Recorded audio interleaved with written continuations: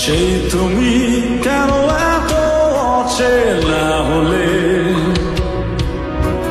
সেই আমি কেন তোমাকে দুঃখ দিলে, কেমন করে এত অচেনা হলে তুমি, কিভাবে এত বদলে গেছি এই আমি। ও বুকেরই সব কষ্ট